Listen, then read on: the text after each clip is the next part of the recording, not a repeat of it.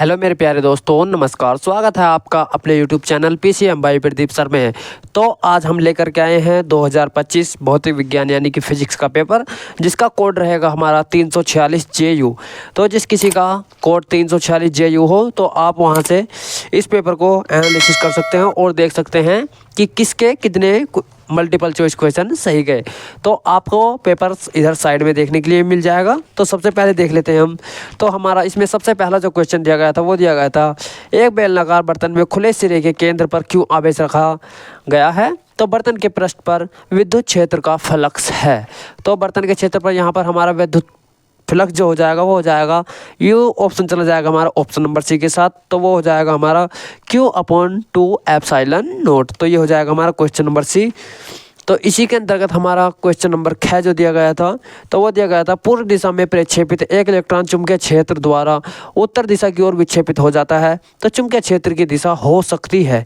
तो चुंबकीय क्षेत्र की दिशा क्या हो सकती है? तो ऑप्शन नंबर डी हो जाएगी, वो हो जाएगी तल के लंबवत नीचे की ओर।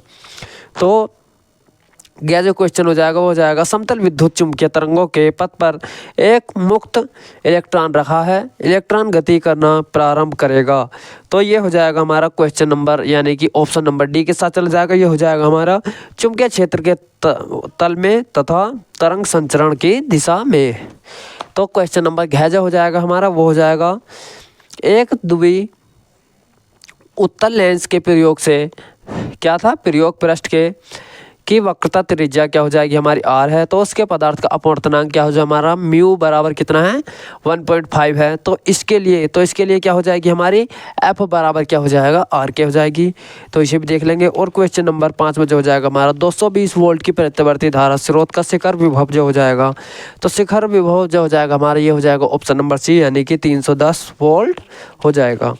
और ये जो हो जाएगा हमारा च के अंतर्गत यानी कि शुद्ध अर्धचालक की अप मिश्र करने की उसकी चालकता क्या हो जाएगी हमारी, तो यहाँ पर उसकी चालकता क्या हो जाएगी, बढ़ जाती है। तो इसे भी देख लेंगे हम। और अब हम देख लेते हैं खंड ब के अंतर्गत। तो खंड ब के अंतर्गत क्या थे हमारा, विशिष्ट प्रतिरोध का मात्रक है। तो आपको इसका आंसर कमेंट बॉक्स में कमेंट करके बताना है। तो विशिष्ट प्रतिरोध का मात्रक आप क्या लिख करके आए हैं? तो ख के अंतर्गत क्या है हमारा, ये भी हमें तो इसमें ख के अंतर्गत भी देख लेंगे। और ये जो है ग, तो क्वेश्चन नंबर यानी कि लेंज का नियम। तो लेंज का नियम हमने आपको मोस्ट इंपोर्टेंट पेपर जो दिया था तो उसमें से भी आया है। तो ये 1 नंबर आपको उस पेपर से यहाँ देखने के लिए मिल गया है और सीधे सीधे ही देखने के लिए मिल गया है कि लेंज का नियम क्या है। तो लेंज का नियम जिस बच्चों ने वह पेपर देखा था तो उन्हें आसानी से देखने के लिए मिल गया होगा और उन्हें कोई हिचकिचाहट भी नहीं रही होगी इसे लिखने में। तो नेक्स्ट क्वेश्चन जो आया था वो आया था हमारा, पूर्ण आंतरिक परावर्तन क्या है? तो पूर्ण आंतरिक परावर्तन आप सभी ने यह भी लिख लिया होगा, ये भी 1 नंबर में डेफिनेशन दी गई थी। और अगली जो हमारी 1 नंबर में डेफिनेशन दी गई थी वो क्या था, कार्यफलन को परिभाषित कीजिए। तो कार्यफलन को क्या परिभाषित कीजिए, और ये हमारी 1 नंबर में डेफिनेशन आई थी। और इसी के अंतर्गत हमारा दूसरे का चय जो था वो था हमारा, फोटोन की ऊर्जा का व्यंजक प्लांक नियतांक h है, तरंग दैर्घ्य हमारा लैम्डा है के पदों पर, यानी कि यहाँ पर क्या लिखना था, हमें इसका सूत्र लिखना था सीधा ही सीधा। तो क्वेश्चन नंबर तीसरे का क्या जो था, ये क्या था हमारा, किरचॉफ का नियम था। तो यानी कि उसमें ये भी हमारे मोस्ट इंपोर्टेंट पेपर की सीरीज में से आया था। हमने आपको मोस्ट इंपोर्टेंट बताया था किरचॉफ का पहला नियम एवं द्वितीय नियम, जिसे क्या बोलते हैं हम, संधि का नियम भी बोलते हैं पहले के नियम को। सही, तो पहला नियम या फिर संधि का नियम। तो तीसरे का ख्या जो हो जाएगा वो हो जाएगा, किसी प्रिज्म में I माइनस क्या हो जाएगा, डेल्टा वक्र खींचिए एवं वक्र के न्यूनतम विचलन कोण को दर्शाइए। तो ये देखना था आपने, अगर आपने सही से देखा होगा तो आपको इसे करने में कोई ज़्यादा दिक्कत नहीं हो रही होगी। तो नाप के संलयन की व्याख्या कीजिए। तो क्वेश्चन नंबर तीसरे का क्या जो था, क्या था यहाँ पर, नाप के संलयन। तो नाप के संलयन और नाप के विखंडन ये काफ़ी मोस्ट इंपॉर्टेंट थे, तो जिसमें से नाप के संलयन हमारा आ भी गया है। तो चित्र घ के अंतर्गत जो था हमारा, ये तो क्या था, चित्र प्रदर्शित परिपथ में बैटरी की परिपथ धारा ज्ञात कीजिए। तो इसमें क्या था, तो इसमें यहाँ पर हमें 3 यानी कि R1 R2 R3 दिए गए थे और यहाँ पर क्या गया था, विभव दिया गया था। तो यहाँ पर हमें धारा I की मान ज्ञात करनी थी, जहाँ पर क्या आया था हमारा 10 एम्पियर आया होगा। और आपने क्या लिख करके आए हैं कमेंट बॉक्स में कमेंट करके ज़रूर बताना, ठीक है। तो इसी के अंतर्गत हमारे चौथे का ख जो हो जाएगा वो आया था हमारा गाउस का नियम। तो गाउस का नियम यहाँ पर कितने नंबर में आया था, 3 नंबर में आया था। जिस किसी ने वह मोस्ट इंपोर्टेंट पेपर देखा है तो वह 3 नंबर आपको इधर फ्री में ही देखने के लिए मिल गए होंगे। तो ये गाउस का नियम सीधे सीधे ही वहाँ से आ गया है। तो चौथे का ख जो आया था वो था दर्शाइए कि परिपथ में 2 ओम और तथा 10 ओम के प्रतिरोधों को प्रभावित धारा एवं संधारित्र के आवेशों की गणना कीजिए। तो यहाँ पर क्या दिए गए थे, हमें आवेश दिए गए थे और यहाँ पर कितने विभव दिए गए थे और यहाँ पर एक क्या दिया गया था, यहाँ पर संधारित्र दिया गया था। तो इसे किया था न्यूमेरिकल था, ये भी सीधा आपने कर लिया होगा। और चौथे का ग जो आया था वो आया था एम्पियर के नियम की सहायता से लंबी परिनालिका के अंदर उत्पन्न चुंबकीय क्षेत्र की तीव्रता के लिए व्यंजक ज्ञात कीजिए। तो हमने आपको जो मोस्ट इंपोर्टेंट बताया था वो एम्पियर का नियम बताया था, लेकिन ये जो है उसी के अंतर्गत और थोड़ा चढ़ा बढ़ा करके क्या पूछ रहा है, एम्पियर की सहायता से क्या पूछ रहा है, लंबी धारा परिनालिका के अंदर चुंबकीय क्षेत्र की तीव्रता। तो जिसने एम्पियर का नियम सही से रटा है तो इसे करने में कोई ज़्यादा कठिनाइयाँ नहीं रही होंगी, तो इसे भी आप देख लीजिएगा। तो घ जो आया था वो हमारा ये क्या था, न्यूमेरिकल आया था। और डे जो आया था हमारा यानी कि 5वां, तो वो आया था पतले लेंसों के लिए मेकर का सूत्र। तो मेकर का सूत्र कुछ बच्चों ने देखा है, कुछ बच्चों ने नहीं देखा होगा, तो आपने यह भी देख लिया होगा, जो कि आया था हमारा 3 नंबर में सही। तो क्वेश्चन नंबर उसी के अंतर्गत हमारा 5 में आए थे, वो भी 3-3 नंबर में आए थे। तो क्या आया था हमारा, त्रिज्या चुंबक क्या क्षेत्र क्या है, तो ये भी आपने कर लिया होगा। और इसी के अंतर्गत क्या था हमारा 5वें का खाया था, ये हमारा क्या था, हमारा न्यूमेरिकल आया था, जिसमें क्या ज्ञात करना है, हमें समय टी ज्ञात करना है। तो आपने इसका क्या आंसर निकाला है कमेंट बॉक्स में कमेंट करके जरूर बताइएगा, या आपने 5वें का अथवा वाला करा है उसका भी आंसर आपको कमेंट बॉक्स में बताना है सही। तो 5वें का गै जो हो जाएगा वो हो जाएगा हमारा विस्थापन धारा क्या है, इससे क्या तात्पर्य है, संशोधित एम्पियर की समीकरण लिखिए।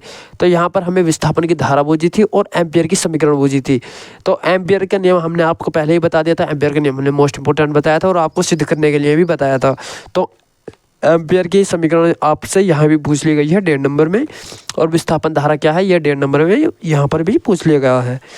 तो समतल ध्रुवित, ये जो हो जाएगा हमारा 5वें का घ जो हो जाएगा वो हो जाएगा समतल ध्रुवित प्रकाश क्या है, पोलराइड द्वारा साधारण प्रकाश, आंशिक ध्रुवित प्रकाश एवं पूर्ण ध्रुवित प्रकाश की पहचान किस प्रकार की जा सकती है।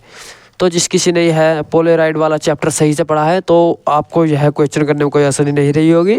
बाकी कुछ बच्चे ऐसे हैं कि पोलराइड वाले चैप्टर को नज़रअंदाज करके ही चले जाते हैं, तो उनका पेपर कोई ज़्यादा खास नहीं गया होगा।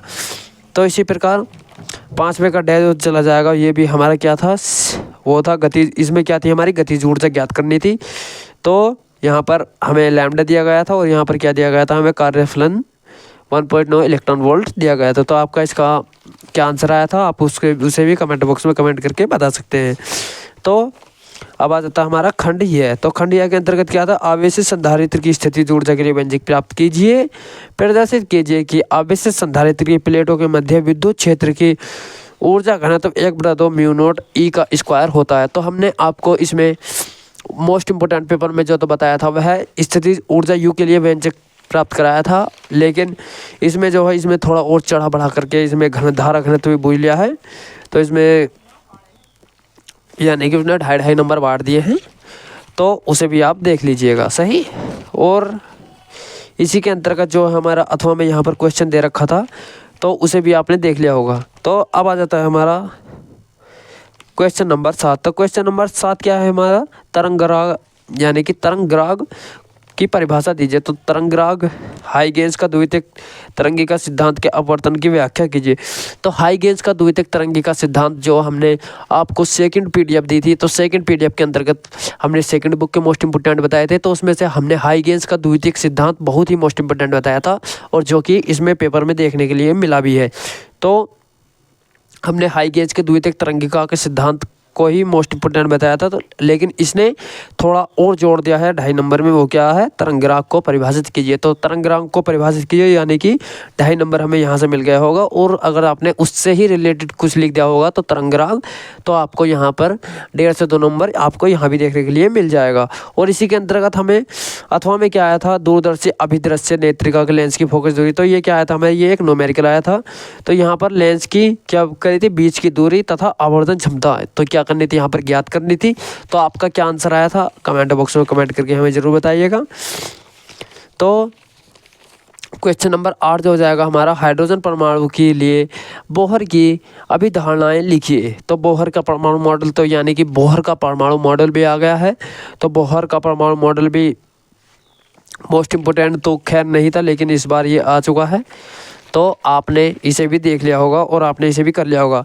और ये बयान में यूरेनियम 235, तो ये तो हमेशा पूछा ही जाता है, यानी कि कभी इसका विखंडन नाप किया, कभी विखंडन और कभी संलयन। तो इस प्रकार इसे तो बयान में यूरेनियम 235 को इसे तो पूछता है। तो ये भी काफ़ी मोस्ट इंपॉर्टेंट, तो ये देखो देखने के लिए भी मिला है। तो क्वेश्चन नंबर 9 जो हो जाएगा हमारा, वो हो जाएगा ठोसों में ऊर्जा बैंड क्या है। तो ऊर्जा बैंड के आधार पर चालकों एवं कुचालकों एवं अर्धचालकों पर व्याख्या कीजिए। तो ये भी आपने देख लिया होगा। और इसमें ही अथवा में पूछा गया था कि पीएन संधि डायोड, तो यानी कि पीएन संधि डायोड के बारे में पूछा गया था, ये भी आपने अच्छे से कर लिया होगा। और पीछे क्या दिए गए थे, हमें कुछ भौतिक स्थिरांक दिए गए थे, जैसे इलेक्ट्रॉन का मान दिया गया था, जैसे हमें क्वेश्चन सोल्व करने में हेल्प करता है, तो वो होता है हमारा माइनस का 1.6 × 10⁻⁻⁻19 कूलम। तो ऐसे ही हमें प्लांक नियतांक दिया गया था 0 यानी कि 6.6 × 10⁻³ कितनी हो जाएगी हमारी -34 जूल प्रति सेकंड। ऐसे ही प्रकाश का वेग दिया गया था, यानी कि प्रकाश की चाल कितनी होती है 3 × 10⁸ मीटर प्रति सेकंड। तो ये क्या हो जाएगा हमारा क्वेश्चन नंबर पेपर का एंड हो जाएगा। तो यदि आप सभी को यह वीडियो पसंद आए तो वीडियो को लाइक और चैनल को सब्सक्राइब करना ना भूलें। अगर आपको इस पेपर की पीडीएफ चाहिए तो पीडीएफ के लिए Telegram channel PCM by Pradeep sir को ज्वाइन कर सकते हैं, जिसका लिंक आपको इसी वीडियो के डिस्क्रिप्शन बॉक्स में मिल जाएगा। अगर आपको इससे रिलेटेड आगे के क्वेश्चन पेपर चाहिए तो वीडियो को लाइक और चैनल को सब्सक्राइब करना ना भूलें। मिलते हैं फिर नेक्स्ट पेपर के साथ, तब तक के लिए धन्यवाद।